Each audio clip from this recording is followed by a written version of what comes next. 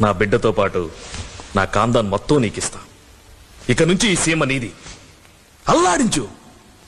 నాగిరెడ్డి అల్లుడు వస్తున్నాడంటే ఎవడు నీకెదురు పడకూడదు. నాగిరెడ్డి గారు, మీతో ఒక నిమిషం మాట్లాడాలి. చెప్పు బిడ్డ. నందు, మీరంతా కొంచెం లోపలికి వెళ్ళండి.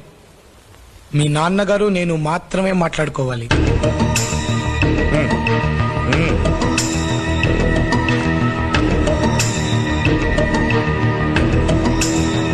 చెప్పు బిడ్డ.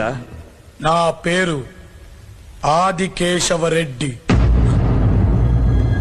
అంటే ఎస్, ఆయన మనవన్నే.